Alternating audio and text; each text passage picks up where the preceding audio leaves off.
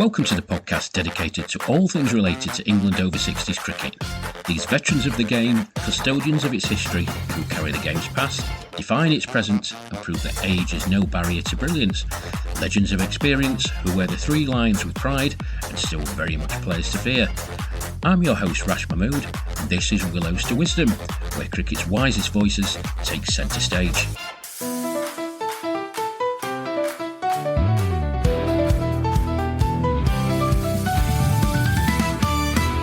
Hello everyone, and welcome to the second episode of Willows to Wisdom.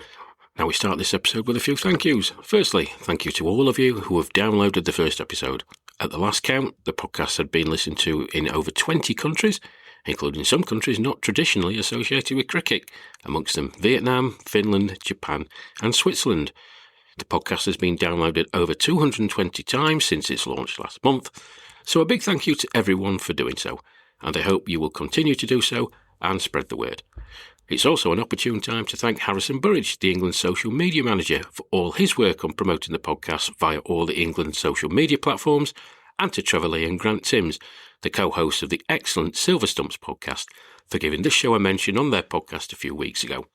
And briefly staying with Silver Stumps, I'd just like to pass on my best wishes to Grant, who has just recently had an operation that will be keeping him out of action playing-wise for a good while. Rest and recover, Grant, and I hope to see you and Trevor sometime during the summer. Well, there's a lot to pack into this episode, so here's what's coming up on the show.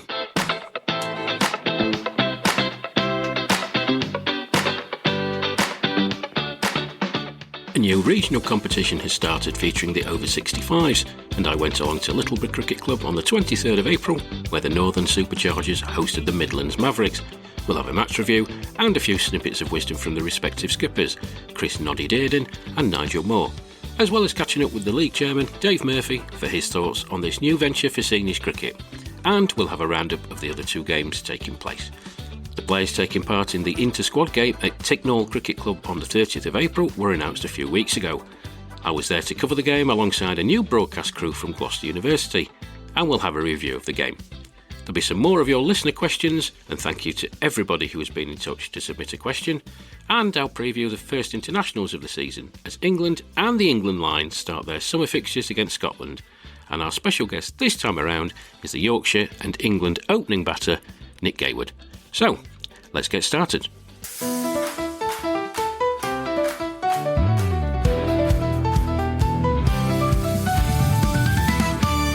Well, we start this episode with a trip to Littleborough Cricket Club near Rochdale. This wonderful, always welcoming venue was hosting a match in the new over 65s regional competition. The competition is comprised of 6 regional teams, and I was present to watch the Northern Superchargers take on the Midlands Mavericks. 2 other games were also taking place, with the South East Saxons taking on the Eastern Echoes at Polo Farm Cricket Club in Canterbury, and Cricket Wales taking on the South West Falcons at Newport Cricket Club. And we'll have a review of all the games shortly. With the sun out and a healthy crowd present, I managed to grab a word with the 2 respective captains, Noddy Dearden of the Superchargers and Nigel Moore of the Mavericks. Here's what they both had to say. Noddy Dearden, captain of the Northern Superchargers. Noddy, good to speak to you. And good to see you again, man. Always a warm welcome here at Littleborough. The ground looks absolutely magnificent. Sun's out. Listen, skipper today. Yeah. Big honour. New competition. You must be really looking forward to it. Yeah, I am. Yeah. It's something the Aussies have been doing a while, and I think we should have been doing it again for a few years. But thanks to Paul Bradley and others, we've got it moving now. And so we'll see how it takes off this year. 6 teams in the competition. Yep. You're playing the Midland Mavericks today. Nigel Moore, someone you know very well, Moro skipper in the opposition. Yep. But it's great to get players together. Your feelings of having a number of Yorkshiremen in your team, Noddy? It's a rivalry, obviously, but it's a rivalry I've loved for years. Love to play against them, whether it be 50s or 60s. I'm now playing with some of them in the 65s. It's great. And, you know, at Littleborough, here we are, 1 mile away from Yorkshire. They're still sending raiding parties over the top, but we're fighting them off. You know, I love the Yorkies, and we have a bit of banter when we play. Super stuff, Noddy. Listen, have a great day. Enjoy it. We always get a fantastic reception here, and today's been no different. Enjoy the rest of your day, Noddy. That's all right. No problem. Cheers. Thank you. So we've heard from one of the skippers, Noddy Dearden. What about the other one? Delighted to say that Nigel Moore, Midland Maverick skipper, signed alongside me. Mauro, always good to see you. And you, Rash. Yep. Thank you for inviting me. No, you're more than welcome. Now, listen, this captaincy thing, it's not new to you. You represented the Midlands team, I think it was, against Australia at Oakham last summer. And then back end of the season, the Tri-Nations, the England Lions against the England Seniors. Different kettle of fish, these 65s. Question is, you've played with and alongside many members of your team and against them for many years. What's the different dynamic trying to captain them? You played against them? Yeah. I also skippered a lot of league sides, so all the clubs forming together to form league sides, and then Warwickshire Cricket Association back in the day, and that. So I'm quite used to getting 11 guys that don't, and try not to give away too many of your own club secrets or anything else to them, but make sure they want to play for the team, not for me, just for the team. So far today, I think we've done that very well. It's just infusing them to play a game of cricket. Not tricky on a day like today. Beautiful sunshine. It's a wonderful ground here at Littleborough. Your personal thoughts on having an over 65 age group? I think it's everything that it's set up to do. Is the guys I've got playing for me are really good players.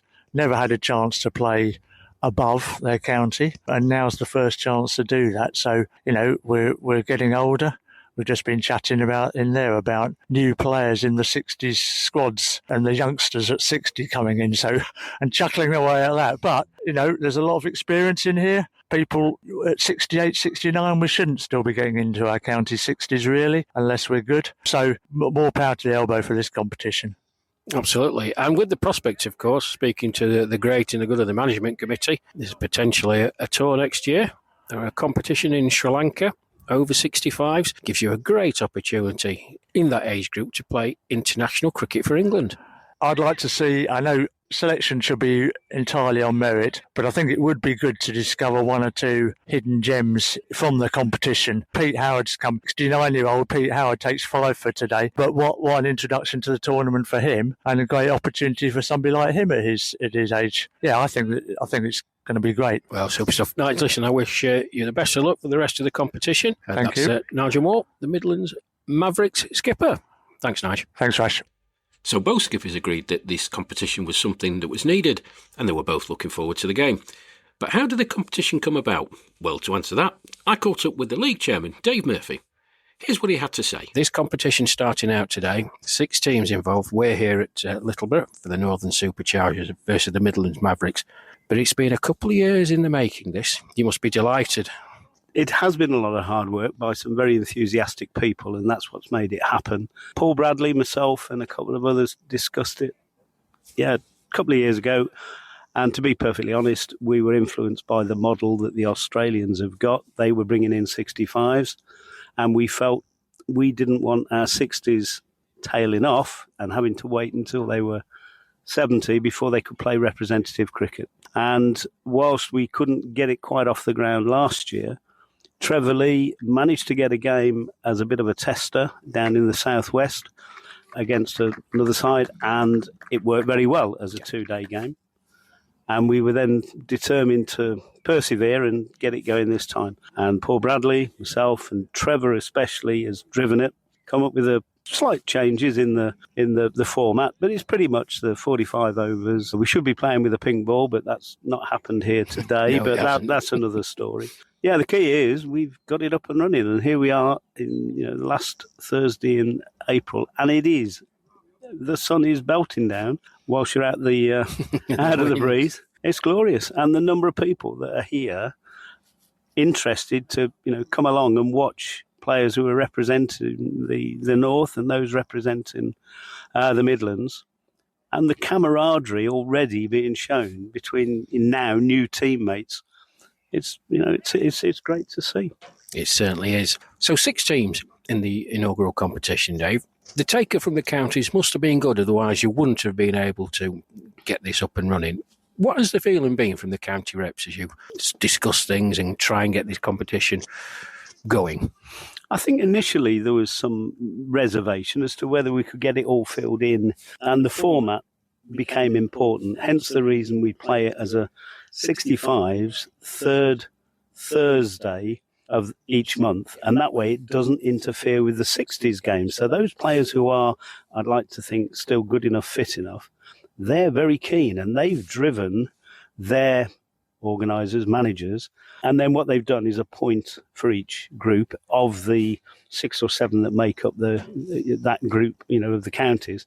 Someone who's then been the main lead, and they've appointed selection panels, and they've got captains, and they've got various games where they're trying people out. And of course, the ultimate goal is that we will find a very good set of players to take on the Aussies and the Indians and New Zealanders when they have the 65 World Cup in Sri Lanka, which is planned at the moment for 2027. Well, that's fabulous news. I mean, something to look forward to, no doubt. Before I let you go, Dave, I just want to touch on one final thing. The beauty of competitions like this, made up of regional sides, is that players who have played against each other for a number of years are now coming together. We've seen it today. Yorkshire, Lancashire, camaraderie is fantastic. But how good is it, do you think, for the county championship, for the players who are 63, 64 thinking, actually, I've got another pathway. The 65s, if it takes off, and I'm sure it will, it just gives the whole seniors cricket movement a massive boost. Oh, without doubt, that has already been, voiced by so many, hence the enthusiasm. Players are seeing it as another opportunity of playing representative cricket, not just at the top level, i.e. the England side, but to represent your group, be it the Midlands, the North, South West, South East, East and Wales, to say, actually, I was, in that setup, and I played in those early years. I'd like to think, it's players now coming through. So many are wanting to play more cricket, retiring early and whatever, and are capable of playing Tuesdays and Thursdays. Delighted the way it's going, and today, couldn't have been a better start. The weather's been very kind to us. Everyone has been smile on the faces and encouraging, and it's been really good. Super, Dave. Enjoy the rest of the afternoon. Thanks for spending the time talking to me. Enjoyed it. Thanks for for the lead chair, Dave Murphy. I'll let him get back to his sunbathing. Cheers. Well, my thanks to Noddy, Mauro and Dave for speaking to me, and I'm sure that those behind the competition and those competing in it will ensure it is competitive.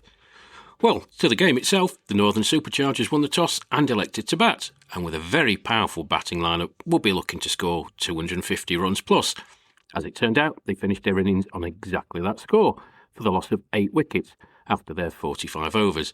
There were good contributions from Martin Watkins, scoring 48, Richard Merriman with 34, the skipper Noddy Dearden scoring a very entertaining 47, and David Lees and Ian Davies chipping in further down the order. Pick of the bowlers for the Mavericks was Leicestershire's Pete Howard, who at 69 years old proved that experience and know-how are still the best tools in the box, as he bagged a 5-wicket haul, finishing with figures of 9 overs, no maidens, 5 for 34, an outstanding return. Now, the Mavericks' run chase didn't start too well, with Rob Drake falling LBW in the second over to Lancashire's Colin Gibson.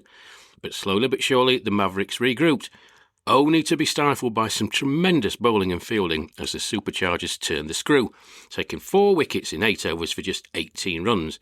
And from then on, the task looked a difficult one for the Mavericks, and despite some fine late batting by the Warwickshire pair of Kev Bissett scoring 39 and the skipper Nigel Moore scoring 13, the Mavericks were all out for 158 in 40.4 overs, the Superchargers winning by 92 runs. Superchargers skipper Noddy Dearden was the pick of the bowlers, returning figures of 6 overs, no maidens, 3 for 33, and a special mention to the Yorkshire riding stumper Alan Lees, who kept magnificently well and bagged himself a couple of stumpings. So the Superchargers up and running with a convincing victory. But what about the other 2 games? Well, at Polo Farm Cricket Club in Canterbury, the Eastern Echoes won the toss and elected to bat against the South East Saxons. Opening up, Cambridgeshire's Nigel Gadsby bagged himself a half-century, scoring 57, as did Hertfordshire's Sai Sampat, who scored 66, with 52 of his runs coming in boundaries. Good lower-order batting and a 68-run partnership between Bedfordshire's Colin Stevens, scoring 37, and Suffolk's Kevin Dobson, 35 not out, got the Echoes to 245 for 6 after their 45 overs. The standout bowling performance for the Saxons was from Middlesex's Neil Stevens, who finished with figures of 9 overs, 4 maidens, 2 for 16. In reply, the Saxons opened up with a 160-run partnership between Andrew Stegall and Gordon Morgan, who scored 55 and 107 respectively. And with Surrey's Mark Shepherd scoring an unbeaten 50, the Saxons reached their target with 5 balls to spare, winning by 8 wickets in a very convincing win. Norfolk's James Johnston took the 2 wickets for the Echoes. At Newport Cricket Club, Cricket Wales lost the toss and their opponents, the South West Falcons, elected to bat, and it was a good team effort, with the Cornwall skipper Hugh Rogers leading from the front, scoring 47, ably assisted by the England seniors captain Ed Gordon-Lennox scoring 65, and Wiltshire's Kevin Evans retiring not out on 43, to leave the Falcons well set at the halfway point, having reached 291 for 5 off their 45 overs. Well, the run chase for Cricket Wales was always going to be a difficult one, and despite partnerships of 80 and 133 runs during their innings, they were always going to fall short. Rob Franklin scored 38, but the top scorer in the match, and indeed in the first round of the competition, goes to Stuart Carpenter, who remained unbeaten at the end of the Cricket Wales innings, having scored 131 runs off 110 deliveries. A fine, fine effort indeed. Wales finished on 255 for 4 after their 45 overs, so the victory going to the Falcons by 36 runs. So the opening round of fixtures produced some excellent cricket, and this will no doubt be the case going forward. And if you'd like to get to see the next round of fixtures, scheduled to take place on Thursday the 21st of May, I've put a link to the competition website in the episode notes. Now, my thanks to all the staff at Littleborough for looking after me so well, and a big thank you to all the grounds, members of staff, umpires and scorers for coming together for this competition. Round 2, well, it promises to be an exciting one.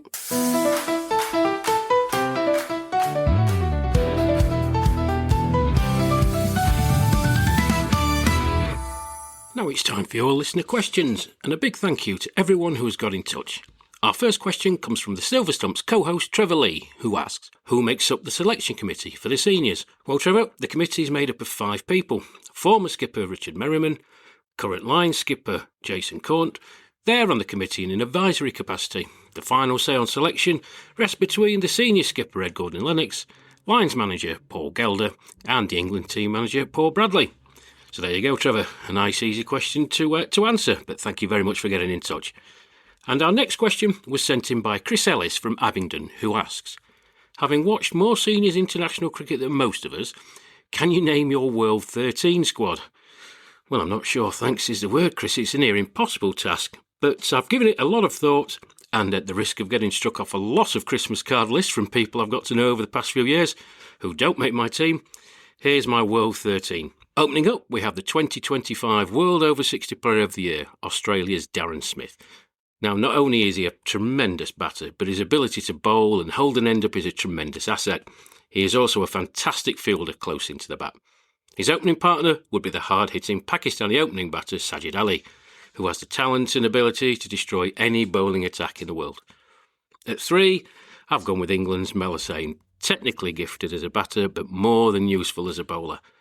At 4, Australia's Graham Pavey, a fine stroke maker. His ability to run quickly, turning 1s into 2s and 2s into 3s, ensures he puts maximum pressure on the fielders. He's also, in my humble opinion, the best outfield fielder in world cricket. At 5, it's the dual threat of the West Indies, Dionarine Dayal, a superb batter and bowler who looks a class act every time he steps on the field. At 6, well, it's England's Nick Gaywood, our guest on the show this week. No bias involved whatsoever, but when he's on song, there's no finer batter in world cricket. At 7, Syed Sagar Abbas of Pakistan. He's an elegant stroke maker whose ability to find gaps in the field are an added bonus to his exceptional talent.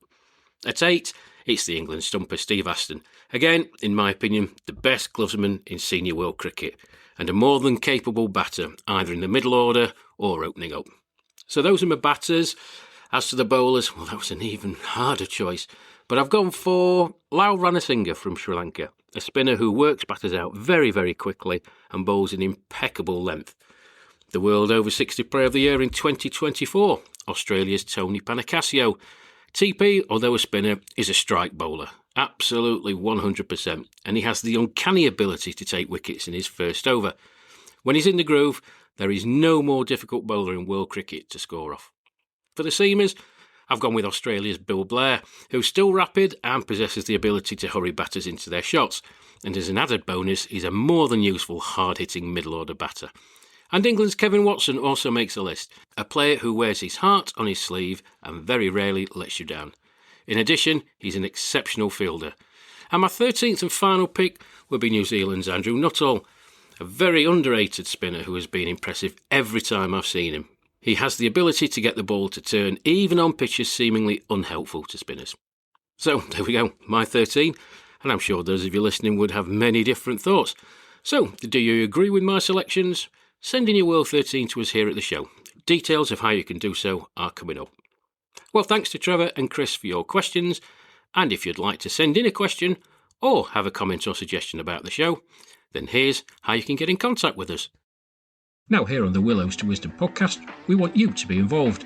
If you'd like to send a question in or have a comment or observation about over 60s cricket, then you can get in touch a number of ways. In the episode notes, you will find a link to SpeakPipe. Click on the link, it's completely free to use, and we will read your message out on the show. Don't forget to leave your name and where you are contacting us from. But if hearing your voice on the podcast isn't for you, then please send us an email. Our email address is willowstowisdompodcast@gmail.com. That's willowstowisdompodcast@gmail.com, and that's all one word. And talking about getting in touch, you can also comment or message us via the England social media platforms. And to run you through where you can find and access them, here's the England social media manager, Harrison Burridge, with further details. Have you enjoyed listening to this podcast and want to keep a closer eye on the England 60s team's progress? Then open your favourite social media app and search for England 60s Cricket.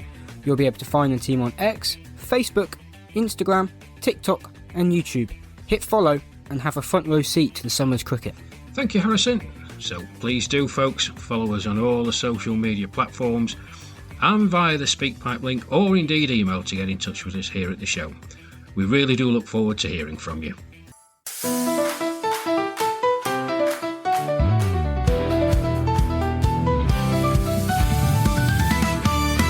Well, the first international matches of the season are nearly upon us, and the opponents for England and the England Lions will be Scotland.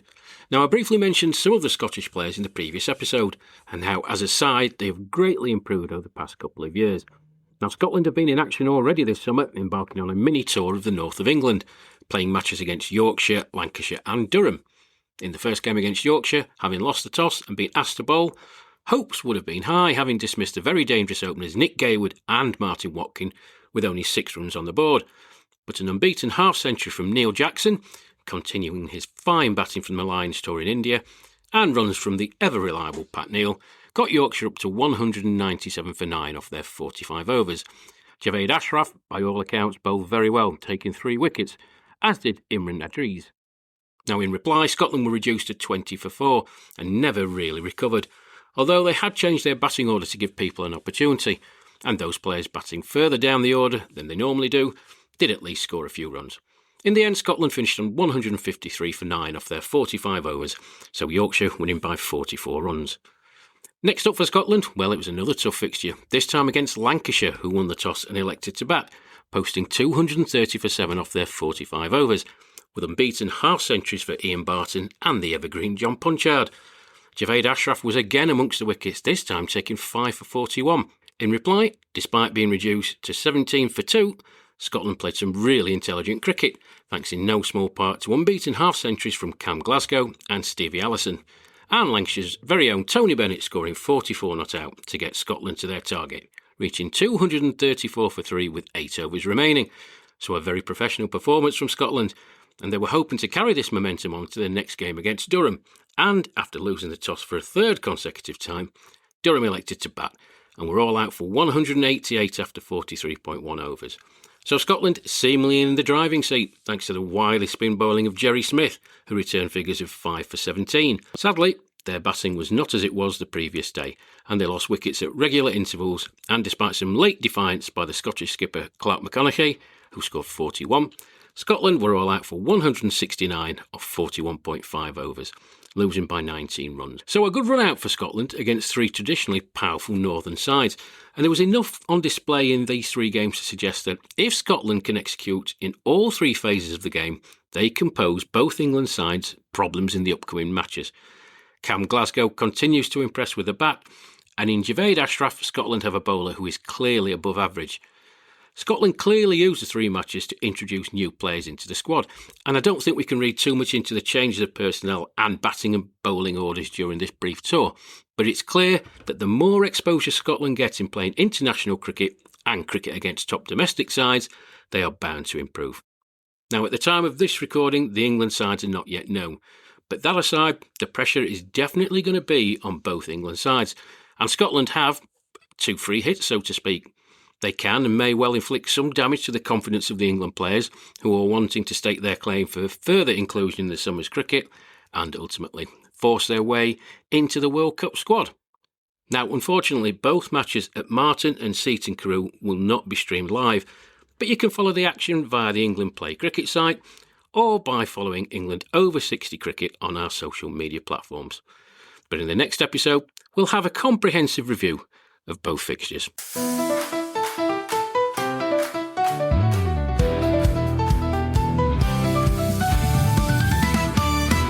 Now, it may surprise you to know that the England Over 60 team do not receive any direct funding from the ECB. We are reliant on the goodwill of the players and the continuing support of sponsors. So if you'd like to be involved in sponsorship, get in touch and we will pass your details on to Paul Bradley, who will be more than happy to discuss what your sponsorship will bring. And to give you an example of how far-reaching England Over 60s cricket is, last year there were over 4 million views across the various England 60s social media platforms. Our YouTube channel had over 137,000 views, spanning some 14,000 hours of viewing in 55 different countries. So the opportunities for individuals, companies and corporations to gain exposure is there for all to see. That said, our work with the Over 60s continues due to the generous, loyal and continuing support of our main sponsors, those being Stonehill Sports, Sporter Tours, NV Play and Clean Clad. On behalf of the England management team and everyone connected in and around the team, thank you for your continuing support.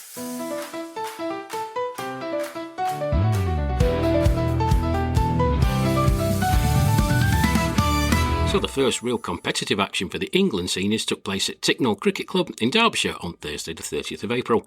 The 24 players involved were announced on the 13th of April, with the senior skipper Ed Gordon-Lennox captaining Team A and the England line skipper Jason Court captaining Team B. Now the teams were 12 aside with 11 in the field and the match would be 45 overs per side, with the bowlers likely to get a minimum of 6 overs each and the batters having to retire on reaching 40 runs, and the match was to be played with a pink ball. Now those were the conditions set prior to the game taking place, but as it turned out they were relaxed on the day itself and there were a couple of notable absences. Firstly, from Team A, Sanjay Berry, and Team B, the absences of Dean Sykes with injury and Mohammad Zaid due to a family matter.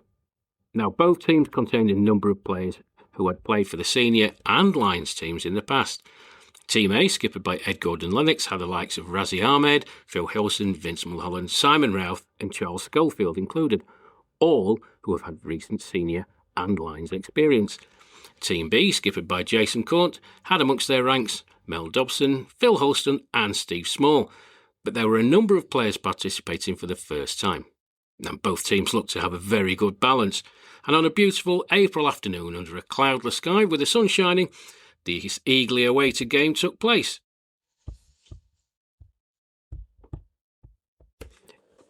The pitch was in immaculate condition and looked to be a very good one for batting, with the ball expected to come onto the bat nicely, provide a true bounce and little or no movement off the seam or turn for the spinners.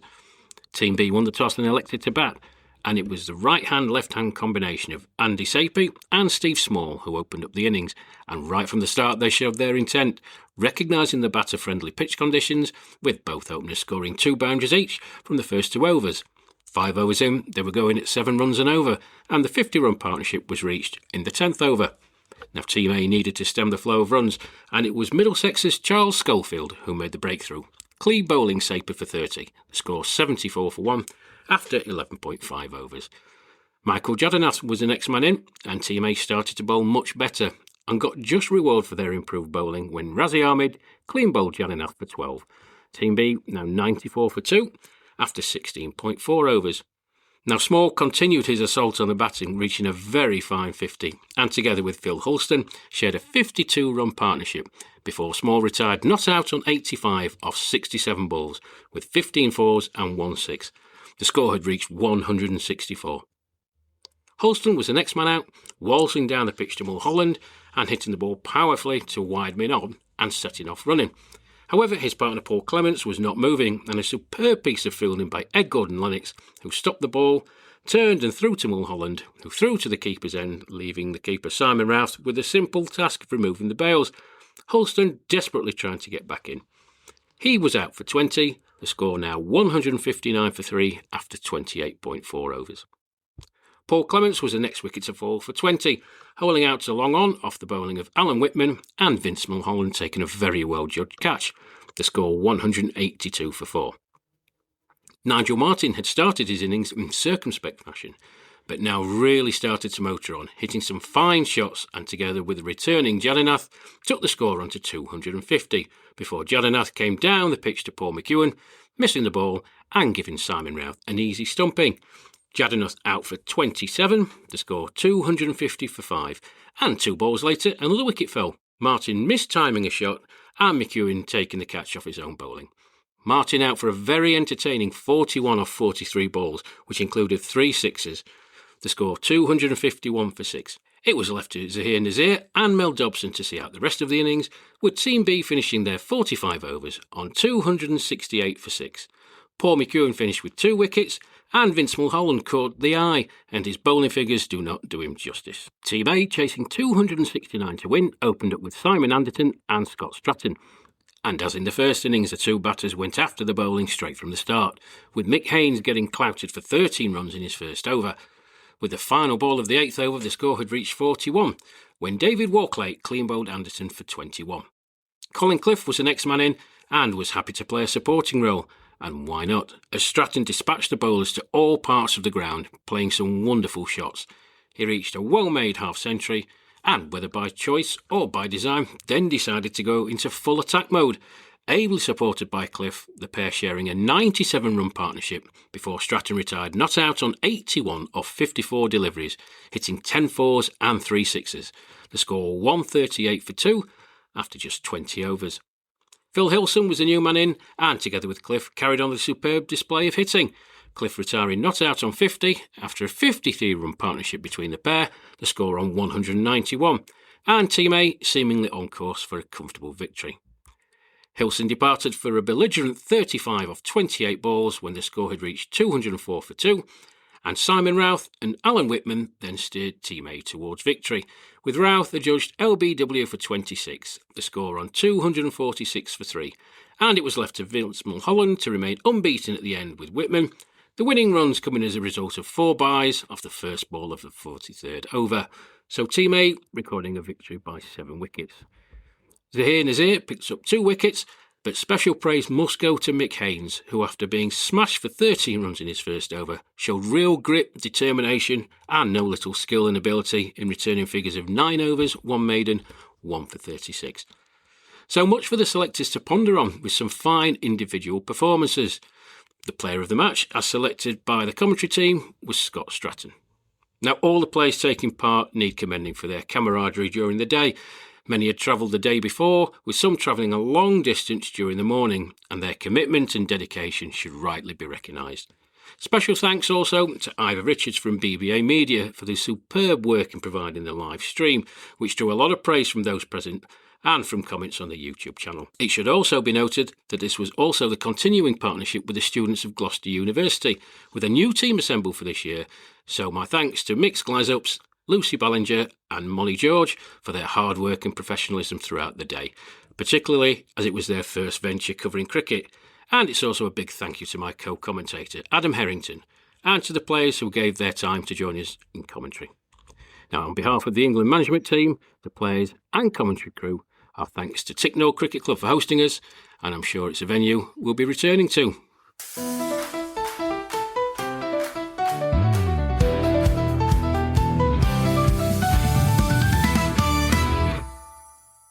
My guest today on Willows to Wisdom this time round is an elegant left-handed opening batter and underrated left-arm orthodox spinner. or so he tells me. He now resides in my home city of Sheffield, although he's from the rough end of town, as you'll no doubt gather when he comes online. He played minor counties cricket for Devon from 1981 to 1999, where he accumulated 7,709 runs, a high score of 174 not out, whilst also chipping in with 28 wickets, his best return being 7 for 85. He's played a number of A-list games and is widely regarded amongst the over 60 cricketing community as one of the finest batters in world cricket. As well as representing Sheffield Collegiate at club level, he is also heavily involved in the Yorkshire over 60 first team and, of course, England. His formative cricketing years and later academic studies have led him to coaching and sports administration, which have included having a helping hand in the startup of the academy at Desert Springs in Almeria, Spain, being heavily involved in youth cricket via the Root Academy, and more recently a role with the Barmy Army. Now, he's most often seen with a cheeky smile on his face and is a colourful character, much respected by his peers and opponents. His dress sense, however, can be best described as eclectic, with some suggestion that he's dressed by Stevie Wonder. His self-deprecating style is often to the fore, as when taking a stunner of a catch in the first one-day international against Australia at Littleborough last summer to dismiss Graham Pavey. On the commentary, I alluded to him leaping like a salmon, to which he replied at the end of the game, more like a mangy trout. It's a great pleasure to welcome onto Willows to Wisdom, Nick Gaywood. Well, as I said in my introduction, Nick, you reside in Sheffield now, not far away from me, but your cricketing career didn't start in sunny South Yorkshire. Tell us where it started. My home club is Bovey Tracy, where my father played for about 50 years, which is a village just in the foothills of Dartmoor. So I used to go and watch cricket with my brother, and we used to play around in the car park, hitting cars and getting in trouble. And while Dad played, and then we used to go and scoff the tees, which were quite brilliant at Bovey Tracy. And that's where it started. We didn't have a junior set up. There was school was the only place. I was the last year of what was called Newton Abbot Grammar School. And in that the first year I was there, we had 2 or 3 fixtures. So that was my first sort of ever game of cricket. It was a school game. And I think I played adult cricket straight away then. I think I went and played with my uncle in Morton Hampstead, which is probably the worst wicket you'll ever come across. Very good tees again, but it's a shocking wicket with some very dubious cricketers. So that was the Dartmoor Village League, it was called. So I played when I was sort of 12, 13, I played there. And were you scoring heavily in that league, Nick? Sorry, were you scoring heavily in that league, even at 12, 13 years old on dodgy pitches? No. I was batting down the order. I was worried it was going to hit me on the head or roll along the floor. Occasionally got a bowl, but just I don't know, it just seemed to be happy to be on the pitch playing men's cricket. That was all. It was enough.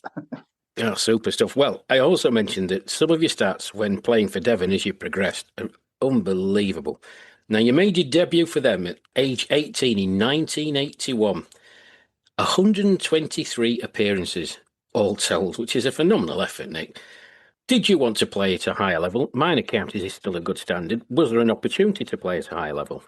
I don't know if this is I don't think it's a thing now, but certainly I felt a bit of sort of imposter syndrome when I was younger. You played village cricket. We didn't. At the time I then started playing league cricket, you hardly saw an overseas player, hardly saw a county second 11 player.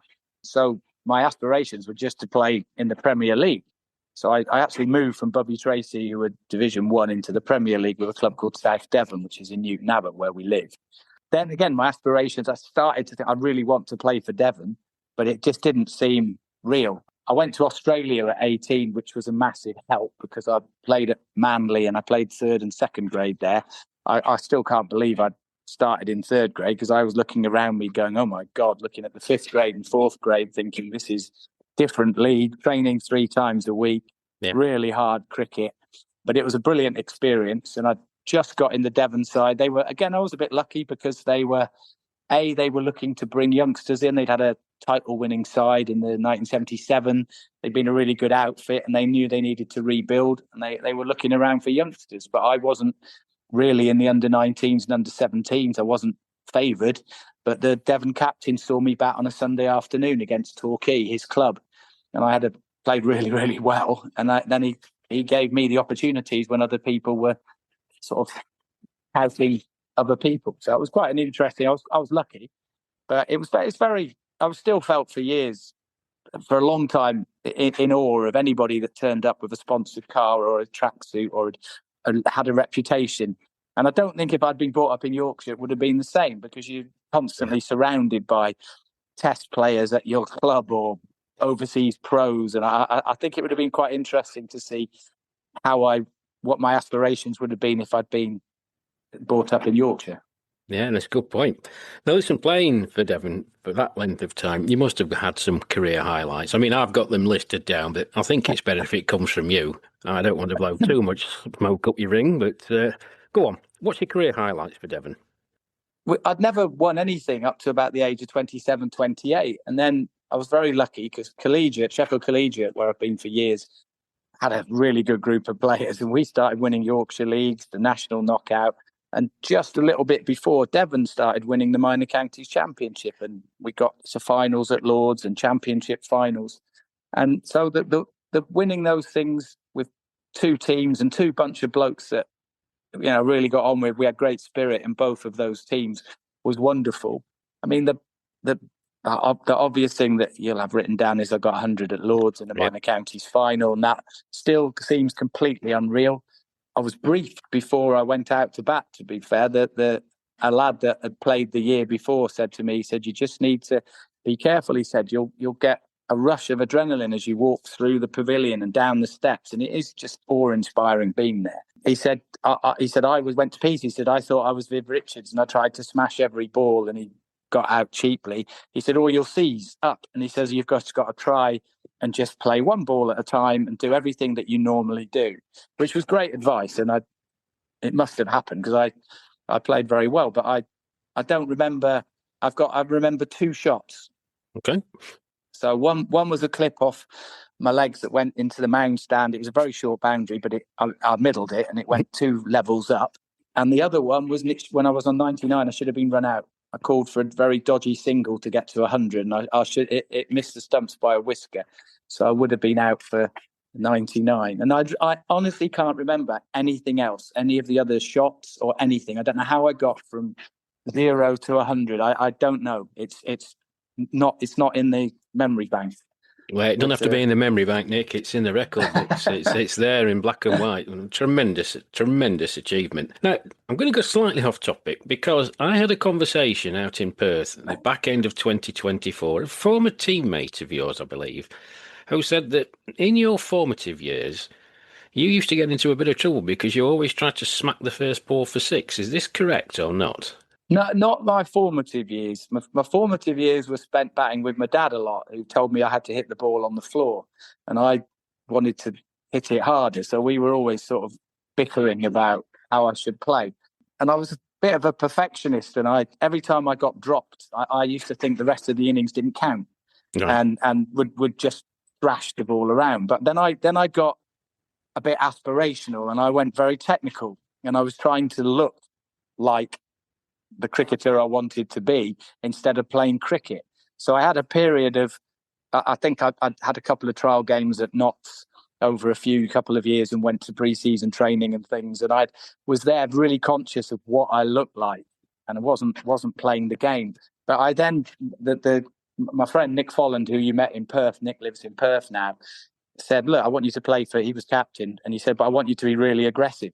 And the mission was that I opened the batting, and my role was to try and take them on from ball 1. So it wasn't quite that, but I was freed up, if you like, in a bit Bazball stylish. I was freed up and encouraged to go walking and wandering down the wicket first ball of 2-day games.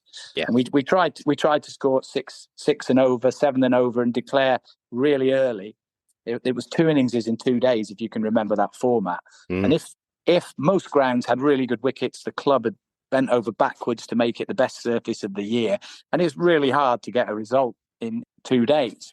So we tried to just say, right, let's pull out of 45 overs. We've got 240. And then we would end up bowling 65, 70 overs at the opposition. So we spent loads of time in the field. But the last innings, we nearly always had a bit more time to play with. And you could get genuine results rather than contriving a finish. So it was an interesting time. So yeah, I was told to have a go. Well, but maybe on the basis of Nick being present in that 5th and final one-day international on the the England tour to Australia at the back end of 2024. You certainly did that. It was an innings that I keep harking back to. It was one of the finest knocks I've seen. Absolute pure timing. It was a great knock to watch, Nick, and it was a real privilege to be there. Now we move on. Listen, your transition into seniors cricket, it's given you the opportunity to continue to play at a high level and, of course, on the international stage. How would you describe your senior cricketing journey so far? It started in the over 50s. I didn't even realise there was a county over 50s championship. I'd played Premier League at collegiate till 53. And then I'd finished my teaching career and I'd started working for a cricket golf resort in Spain. And my job was to try and get people to go out there and play in tournaments and training camps and things, because it's an all year round grass facility. And my boss said, well, you can play some midweek cricket. It might be good to meet these guys and try and get them out to Desert Springs. So I had a semi-work head on, but I'd got invited by Steve Wales, who was captaining Yorkshire. And I absolutely loved that. He played it really hard. It was really competitive. Lots of like-minded people. You caught up with loads of people that you'd played against in the past, which was really lovely to sort of meet them 20 years down the line. From 54 to 61, I think I played 7 seasons. That was great. And by then the 60s was established and I knew it was a pathway. I didn't get in the England 50s team. I think I might have been a bit unlucky, but I did quite well and didn't get a go. But there are a lot of good players out there. Yeah, so then I got invited. And I got invited to the 60s, and that was, as I said, it's just carried on being a brilliant experience. It certainly has. Listen, you've had some opportunities and seen places and been to places that you can only dream about playing cricket. And that continued in January, Nick, when you were back out to India, back out to Chennai, playing for the Lions. Beautiful pictures out there, and you did your trademark. We had Rousey on in the first episode. I managed to catch up with him at Loughborough, and he said his mission was just to nudge you one to give you the strike, and he said you made it look easy, flaying the bowling to all parts of the ground at Pondicherry. Different experience in Chennai this time for you, Nick, but just as enjoyable, I would have thought. Yeah, I was listening to Ralphie's kind comments. He was playing very well himself. He's been very modest. But that first game the first game we had was on the Chennai Super Kings training ground, which is in the process of being built. There's a huge pavilion that apparently was going to have padel, tennis, saunas, gyms, swimming pool, weight training rooms and rooms for the players so they could stay there. And it was sort of half constructed. All sorts of grass neck that weren't quite ready yet. But the pitch had 4 different turf surfaces. It was a huge arena, floodlights. And I don't know which one we played on, but it was flat. So it was. And then we moved to Pondicherry, where there were 8 grounds at this venue, indoor nets and outdoor grass nets, and they were all in the same place. Wow. And they were all, as was documented last week, of extremely high standard pitches and outfields. And again, India's always an interesting place. Something's always happening. Sometimes you think, oh my God, this is awful, and the next minute it charms the pants off you. It's a really interesting place to visit. But we had a great time, and again, brilliant experience for everybody. Super stuff. Nick, for those making the step up into the England lines and England set up from county cricket, and we've had an influx of new players over the last 18 months or so, what is the biggest difference you can say that you have found making that transition up from county cricket onto the international stage? Against the best teams, it's clearly the fielding, the running between the wickets, the field setting. It's the things you'd expect, the fewer frequencies of bad balls. But, again, it was documented last week that the scene is improving a lot. But really Australia, and to a lesser extent, a little bit New Zealand, and sort of can keep you on your toes. The others are county sides now. The infrastructure we've got is really good. The guys play loads of cricket. They give you just as good a games usually as some of the weaker international sides. It's the fielding, running between the wickets at the top level, and that's where we've still got to improve. And we know Australia, New Zealand are on it. India know very well what they've got to do now. They've got some very talented players, but I think Simon pointed it out. I think everybody pointed it out. They've got to be fitter. Yeah, they did. Now, what advice would you give to those listeners who maybe have stopped playing, but thinking that age has got the better of them, sitting there thinking, you know what, I'm quite inspired by this. I'd like to give it a go. Obviously, you've got to find out who the people are running the outfits in your area. It does seem now like most of the country have second teams as well as first teams. And Yorkshire, as you know, we've got Yorkshire and we've got Yorkshire Ridings, both with second teams. So there's about 80 cricketers of 60 plus playing regular 45 overs of cricket, you've just got to make sure you're fit. It's an ongoing battle. You get out of bed every morning and think, oh my God, I can't move. And then you somehow pull yourself round. I think a lot of the boys are doing yoga now and things. So They are. I heard that at Loughborough. Yoga. Yeah. You've got to keep going. I think it is hard if you stop. Better if you've managed to keep going. But it's not impossible to start again if you've been doing other things and kept fit. People look after themselves. The ageing population that we've got, easily see more third 11s and fourth 11s around the counties playing. We know we've got it in Surrey, Kent, Middlesex seem to have, an Essex got 4 or 5 teams at that age group. So they have. It won't be long before it happens in other places. Yes, absolutely. It's a ever-growing sport. And more and more people are taking the opportunity to play. Now, you've been heavily involved in youth cricket and coaching, Nick. You've been involved, obviously, with the Desert Springs Academy in Spain, which continues year on year being an absolutely wonderful success. You can just look at the social media, folks. It's booming. Take advantage out there if you can with your clubs. I know a lot of the county teams have. You're heavily involved in the Root Academy as well. Tell us how those things came about. You touched on Desert Springs earlier on. So if you just start with that one first and then get on to the Root Academy. Well, I was sort of a PE teacher in various guises and institutions for 30 years. And I was whinging about teaching. There's something you don't hear very often to my... not enough holidays, probably, I was saying, to Matt Root, who's a friend that I've played at Sheffield Collegiate with for years. And he said, I might have something for you. So he picked me up one Friday lunchtime from school. My head teacher let me go, which was fantastic. I was working in a inner city primary school doing all the PE at that point in Healy in the middle of Sheffield. And Matt, we went out. We caught a train to Birmingham, flew out, and sort of 2 and a bit hours later, I was in this.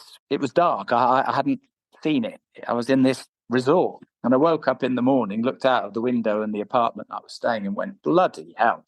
And it was this stunning golf course, driving range, lovely apartments, mountains around it on one side, the sea that you could just about see to the other way. And I got a tour of it. And he said, well, look, there's 24 grass nets there. He said, there's that football pitch we use as a training ground for fielding. And then this bit of desert is going to be a full-size cricket pitch with grass turf wickets within a year. I said, really? Looks like a very rough patch of desert to me. And lo and behold, I sort of watched it evolve. It turned it into a brilliant cricket ground. They're very, very difficult out there to keep the surfaces. It's really hard work. You cover them to keep them from drying out rather than to stop the rain. But it's really hard work. But there's 12 ryegrass and there were 6 Bermuda grass wickets on the main square and the 24 ryegrass wickets that were meant to be like in England. There's a pavilion there.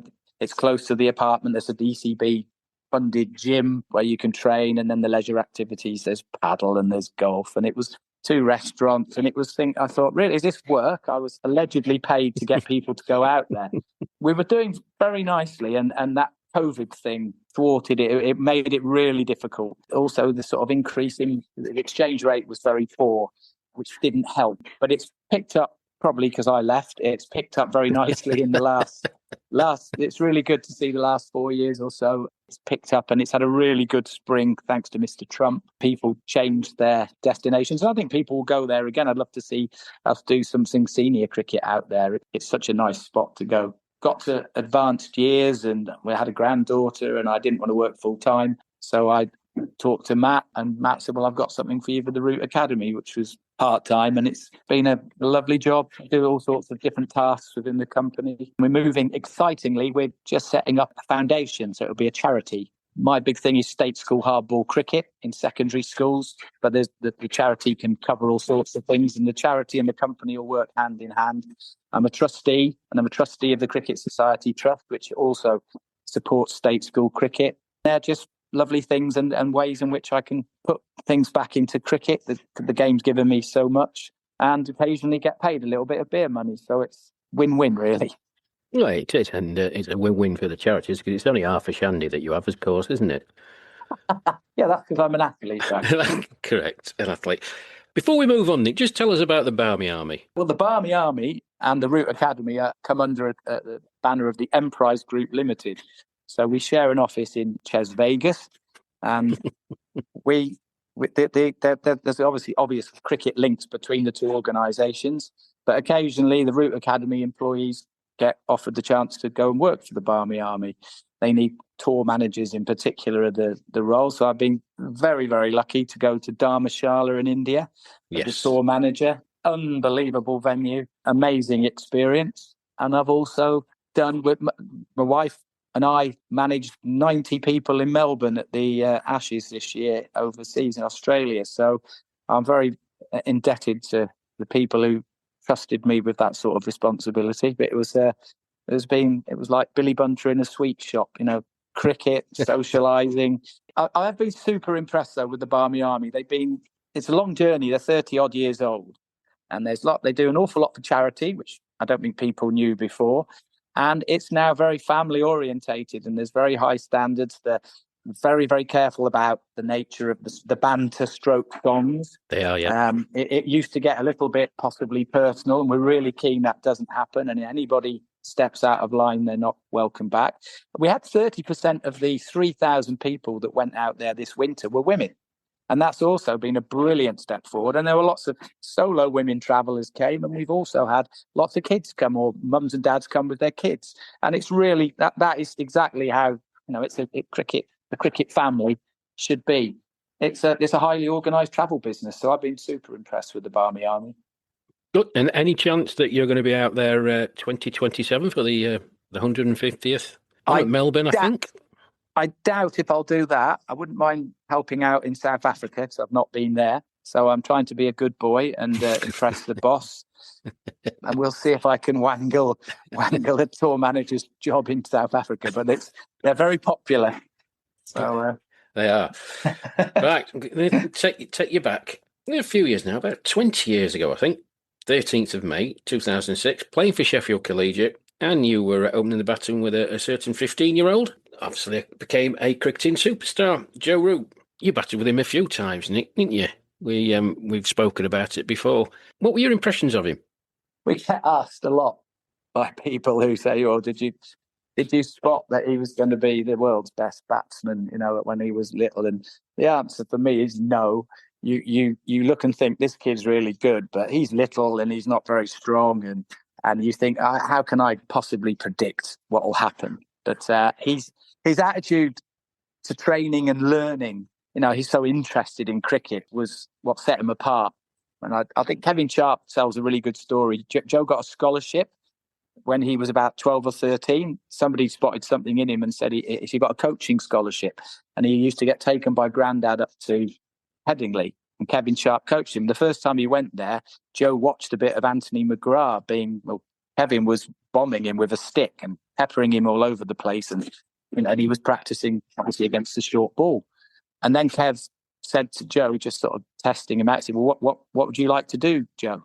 And Joe, straight away, and this is where he was so good from a young age. "I'm not very tall. I need to play the short ball. I'm going to get a lot short. I want you to do that." And Kev thought, "Oh my God, I can't do that. I'll kill him." And he hummed and ahed. Apparently, he wasn't sure whether he should do it. And then he did it. And he did a session with him. That was his first session. And he peppered him, he hit him, he hooked some, he missed some, he fended some off his face, came out, and they had a reflective chat about it. And I think Kev thought then that, well, he has got something special because he's picking up on things that I didn't expect a 13-year-old to be so aware of. Still thought, he'll be a good county player. That's what I was thinking. And the year that I batted with him the most, I think we had 600 partnerships, which I hadn't realised till somebody showed me how to play cricket properly. And you can look up your partnerships. And there's games that I hadn't got a clue. I couldn't remember at all. And it's like, you can't remember you've had 100 partnerships with Joe Root. No, they're there on Play Cricket. He went to Australia to the Darren Lehman Academy, and he came back from there a lot sort of stronger, and he'd also grown. And I think even within that year that I batted with him a lot, I could see him getting stronger and stronger. And it started off the year, I think, with me scoring quickly, and then it reversed to me looking rather pathetic whilst he was smashing it all round Yorkshire League grounds. And in the end, I didn't. People say, "Did you coach him?" No, I didn't coach him. He was getting coaching from all over the place. It's a dangerous thing, meddling with talented people when they're already getting advice. I think I used to ask him more than I help him with. He'd come back from Yorkshire and I'd say, "Show me what you've been doing."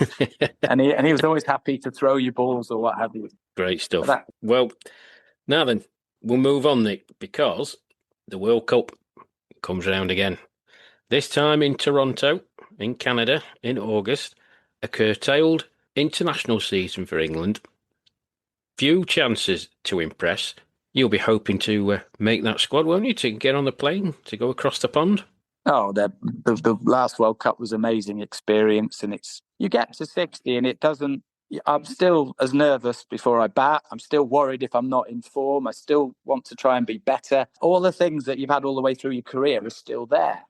And the World Cup is wonderful. You've got 7 or 8 matches to sort of get through to the final, and then there's a final. It's wonderful to be part of. The Ashes is extraordinary because when you play your league cricket or the county cricket, you play somebody and you might play them again later in the year. So you face those opponents maybe twice in a year. Yeah. In a 5-match Ashes series, you play the first game, and if somebody's had got the evil eye on you, work you out, you've got to go back and face them again, and then again, and then again, and you start to sympathise for David Warner facing Stuart Broad, or the Duckett Stark. You think, I know, you've got to go out and do it again and again, and it's not an opportunity you get in normal league cricket. No. So it's an extraordinary, the tension. I was knackered after the 5 games. There was a lot of travelling, so intense.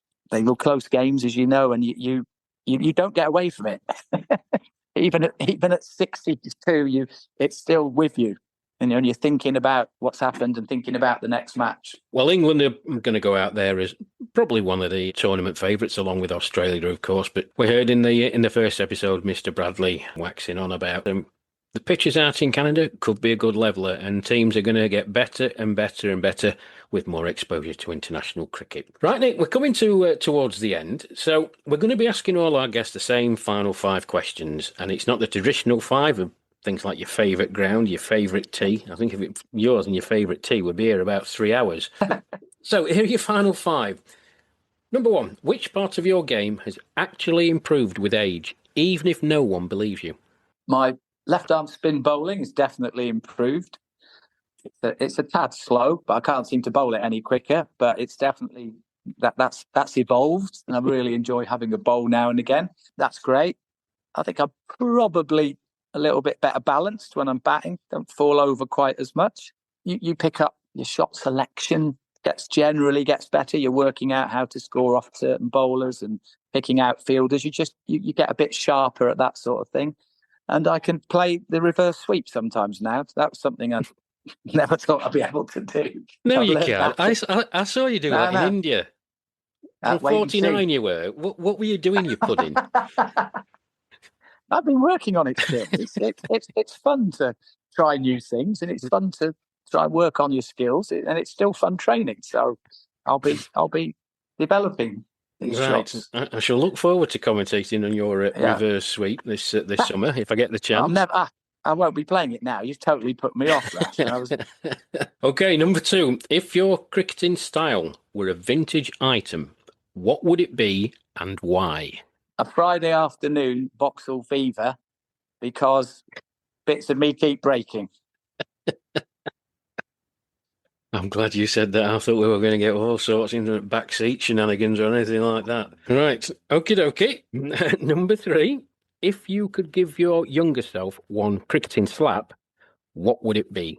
Oh, just throwing away good starts and not making the most of situations where I should have batted longer. Probably reverse sweeping on 49 comes to mind. Yeah, but that sounds wrong now when you seem to point that out to everybody. But generally, I wasted a lot of opportunities when I was younger to bat for a longer time. Okay, number 4. Which rule of cricket would you rewrite purely for the benefit of older players? I wouldn't. I think I'd leave them exactly as they are. The leg side wides, I think is good. You should be able to hold a line. Although I quite like the idea of the profile wides. So yeah. if you're an in-swing or an off-spin bowler and somebody plants their foot on the off stump and it turns or swings and just misses leg stump, that's your fault, not the bowler's. So I think that would be an addition. Finally, Nick, complete this sentence. Being over 60 in cricket means? It's very hard to get out of bed in the morning, and you need to take a lot of ibuprofen. Sorry, am I allowed to use brand names? Hey, you can say what you want. Yeah, other brands are available, of course, listeners. The key thing is keeping moving. You've got to keep moving. You've got to get out of bed, and that stiffness and feeling like you can't walk anymore, you've got to get past it and keep doing it, because the rewards are so great for playing. I've just had a wonderful time. Never thought I'd be playing cricket to this age, and with my mates and enemies who you want to beat. It's a fabulous thing. Super stuff. Well, Nick, it's been an absolute pleasure talking to you. Listen, we've got to get together for a pint. I know you're from rough end of Sheffield, but I'll brave it, and I might come up your way sometime and pop into Meadowhead and I'll buy you half a shandy. Yeah, you're always welcome at the posh end of Sheffield, Rash. So be lovely to see you. All right, folks, that's the Yorkshire and England opening batsman Nick Gaywood, and a real pleasure to speak to him today.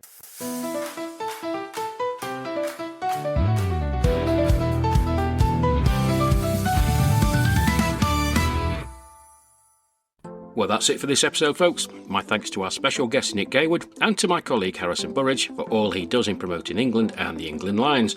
And many thanks also to Trevor Lee and Chris Ellis for their questions. Now, the episode notes list all the ways you can keep up to date on England over 60s cricket, with links to our various social media platforms. And the episode notes also contain the SpeakPipe link, which you can use free of charge to get in touch with us, to submit a question, or get in touch with your observations and suggestions. Or you can email the show. A reminder that our email address is willowstowisdompodcast@gmail.com. My thanks to Buzzsprout for hosting us, and for the technical help and assistance of Audacity and Phonics. Please like, share, subscribe and review the podcast, and you can find us via Apple Podcasts, Spotify, Castbox, or via your usual podcast provider. Now, next time around, we'll review the England and England Lion games against Scotland, and preview the upcoming games for England and the Lions against the UK Indians, Wales and the Australian touring side, Geelong. We'll have some more of your listener questions, and we will have an in-depth look at the World Cup squad, which is due to be announced. And our special guest will be Lancashire over 60 batter, Lions player and co-host of BBC Radio Lancashire's Inside Edge, Ian Barton. I've been your host, Rash Mahmood, and thank you all for listening to Willows to Wisdom, where age isn't a number, it's an advantage. So until next time, it's goodbye from me, and thank you.